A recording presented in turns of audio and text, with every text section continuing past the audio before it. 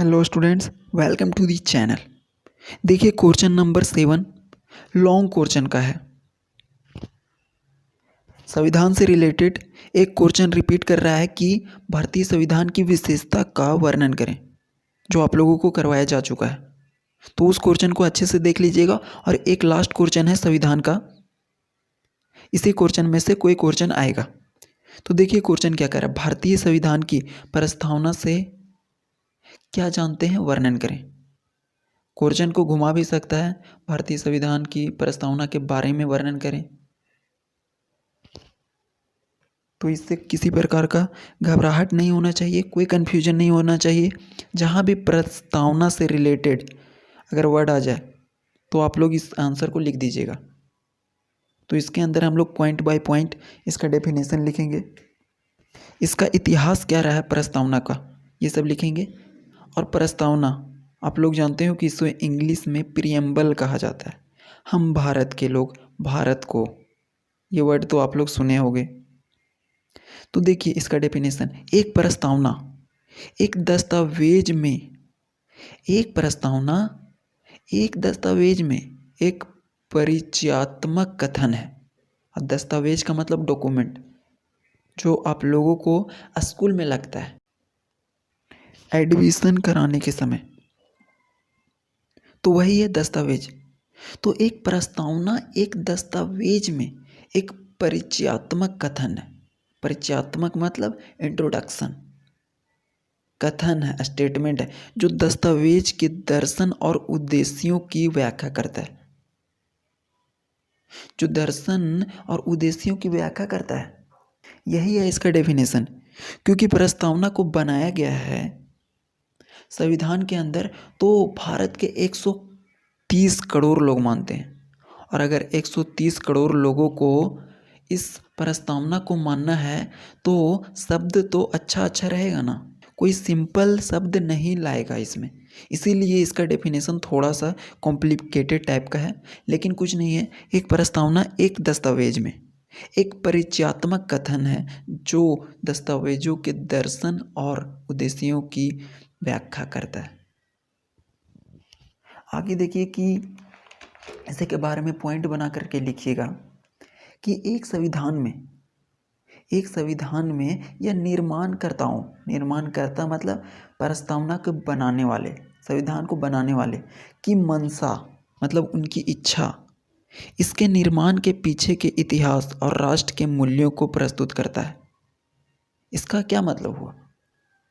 इसका सिंपल सा मतलब ये हुआ कि जो प्रस्तावना बनाया गया वो निर्माणकर्ताओं के इच्छा, उसका इतिहास और मूल्यों को दर्शाता है। कोई भी चीज़ बनाया जाएगा तो उसका कुछ ना कुछ इतिहास रहता है, उसका कुछ ना कुछ उद्देश्य रहता है कि अच्छा ऐसा बनेगा तो इस प्रकार का कानून लागू करेंगे और इस प्रकार से क्राइम को कम किया जा सकता है। तो वो होती है उनकी इच्छा, उसका इतिहास होता है और राष्ट्र के मूल्यों को प्रस्तुत करता है। आगे हम लोग देखिए कि प्रस्तावना के मूल रूप क्या है।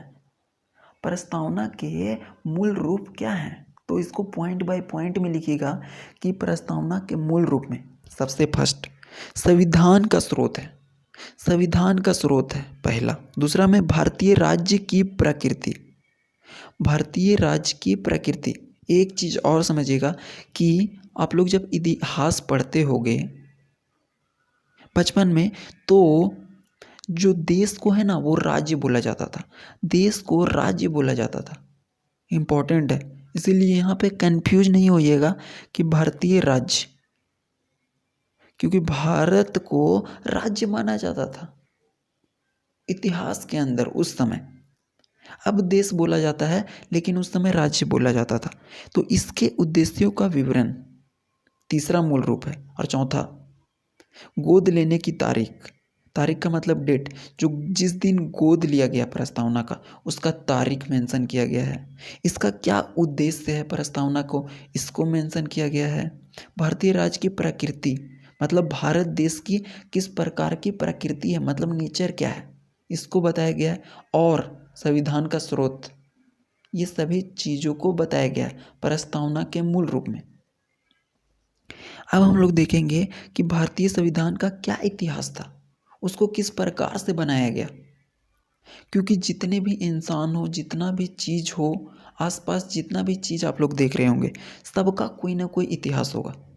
आपके घर का, आपके फैमिली मेम्बर के हर एक सदस्य का कोई ना कोई इतिहास होगा कि वो किस प्रकार से बचपन में रहे थे, उनके सामने क्या क्या परेशानियाँ आई, आप लोगों को किस प्रकार से हेल्प कर रहे थे पढ़ाई में।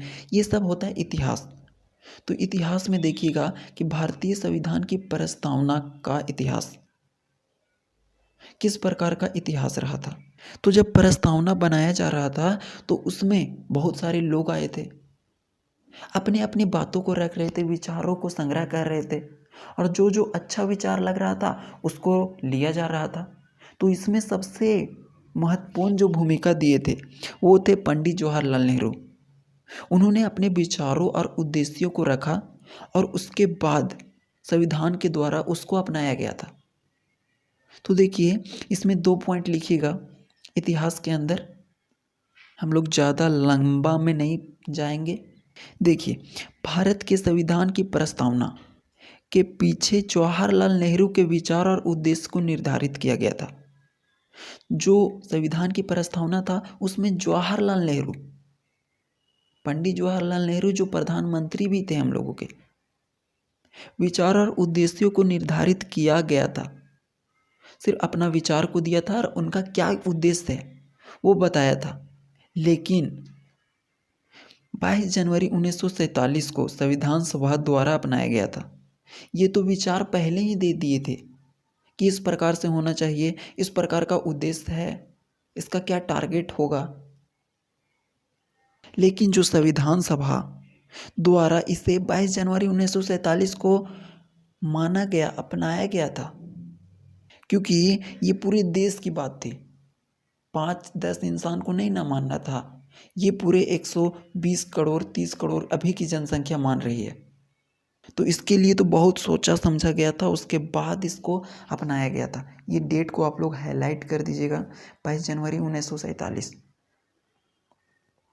दूसरा पॉइंट इसका देखिएगा, प्रस्तावना संविधान के उद्देश्यों को बताती है।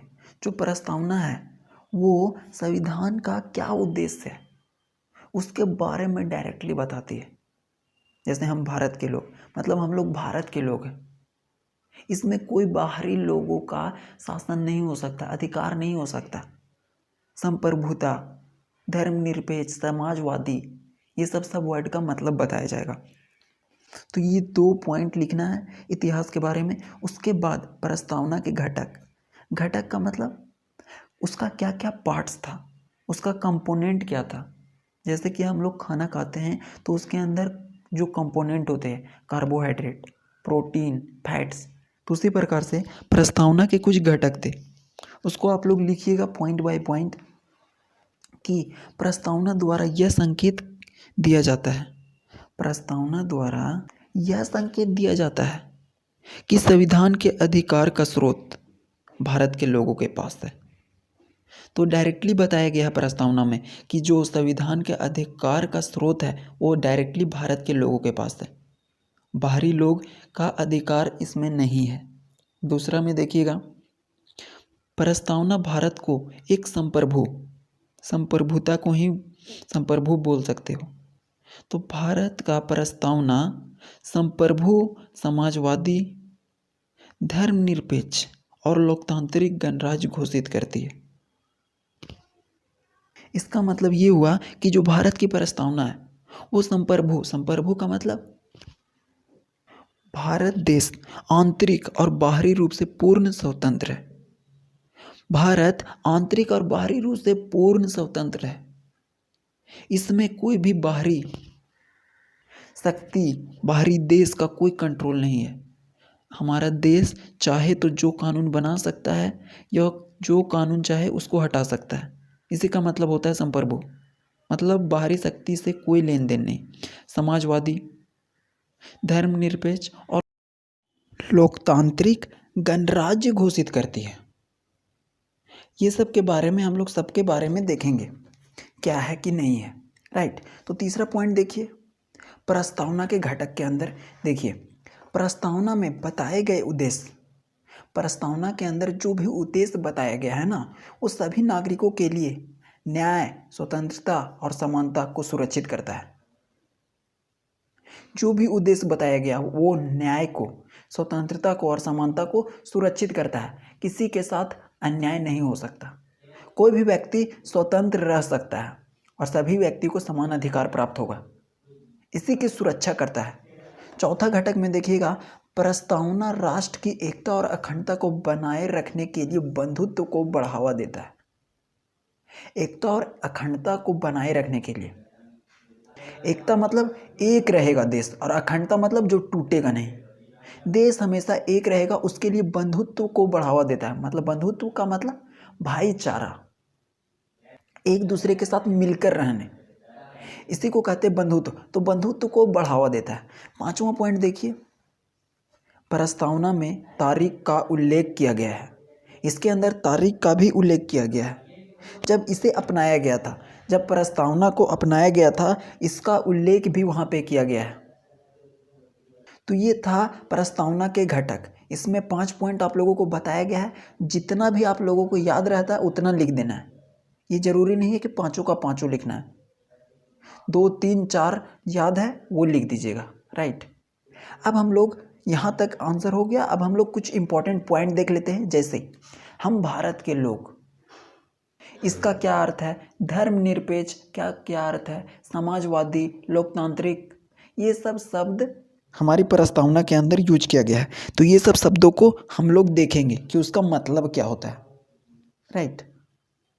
देखिए, प्रस्तावना के मुख्य शब्द, ये सब शब्द प्रस्तावना के अंदर यूज किया गया। हम भारत के लोग, ये पहला ही लाइन है प्रस्तावना का। इसका तात्पर्य क्या है? ये कहता है कि यह भारत के लोगों के लिए अधिकार को सूचित करता है। हम भारत के लोग कहने से मतलब है कि भारत के अंदर के नागरिक, उनके अधिकार को सूचित किया जाता है, अर्थात संप्रभुता को दर्शाता है। और संप्रभुता का मतलब क्या है? संप्रभुता का मतलब है कि राज्य की स्वतंत्र सत्ता है, राज्य की स्वतंत्र सत्ता है। और राज्य किसको बोला गया है? देश को। अभी बताए थे कि जो को राज्य के रूप में जाना जाता है, जो किसी अन्य राज्य या बाहरी शक्ति के नियंत्रण में नहीं है। कोई अन्य राज्य या बाहरी शक्ति इसको कंट्रोल नहीं कर सकती है हमारे देश को, इसी को कहा जाता है संप्रभुता, राइट। तो ये सब शब्दों के बारे में थोड़ा सा डील कर देना है। आगे देखिएगा, समाजवादी। समाजवादी से आप क्या समझते हैं, इसके बारे में भी बता देंगे कि इस शब्द का अर्थ है एक सामाजिक और आर्थिक दर्शन, एक सामाजिक और आर्थिक दर्शन। इसे 42वें संशोधन द्वारा प्रस्तावना में जोड़ा गया था। 42वां जब संशोधन किया गया था तो इस शब्द को ऐड किया गया था संविधान के अंदर, प्रस्तावना में, राइट। तो यही तो छोटा छोटा पॉइंट है। एक और कर दीजिएगा, लोकतांत्रिक। लोकतांत्रिक का मतलब लोगों का शासन, लोगों के द्वारा चलाए जाने वाला शासन। तो इसमें लिखिएगा कि इस शब्द का तात्पर्य है एक ऐसी व्यवस्था जिसमें सभी नागरिकों को समान अधिकार होता है। और लोकतंत्र में सभी नागरिकों को समान अधिकार दिया जाता है। यहाँ पर कोई भी इंसान किसी को भी वोट दे सकता है, वो अपने आप में स्वतंत्र है। एक लास्ट पॉइंट आप लोग डिनोट कर दीजिएगा, धर्मनिरपेक्ष। धर्मनिरपेक्ष, धर्मनिरपेक्ष ये शब्द बताया गया है आप लोगों को, लेकिन फिर से देख लीजिए कि इस शब्द का क्या अर्थ है। नाम से पता चल रहा है धर्मनिरपेक्ष मतलब कोई भी इंसान भारत का अपने अनुसार किसी भी धर्म को मान सकता है। इसमें उसे सरकार के द्वारा या किसी अन्य व्यक्ति के द्वारा कोई दबाव नहीं दिया जा सकता, इसी को बोलते हैं धर्मनिरपेक्ष। और कोई इंसान अगर चाहे तो वो बोल सकता है कि मैं कोई धर्म नहीं मानूंगा, इसमें भी कोई फर्क नहीं पड़ता। किसी भी धर्म को मान सकता है या किसी भी धर्म को नहीं भी मान सकता है, ये उसकी अपनी इच्छा होती है। तो इसका अर्थ है भारत का प्रत्येक व्यक्ति अपने अनुसार किसी भी धर्म को मान सकता है। तो इतना छोटा छोटा चीज़ लिख देना है, बाकी आंसर कंप्लीट हो गया। और आप लोग जो भी लिखिएगा पॉइंट बाय पॉइंट लिखिएगा, पॉइंट के अंदर जरूर डिनोट कीजिएगा। ऐसा नहीं धर्मनिरपेक्ष को इसी तरह से आप डिनोट करना शुरू कर दें। हर एक चीज़ को आपको पॉइंट के थ्रू डिनोट करना है। Thank you.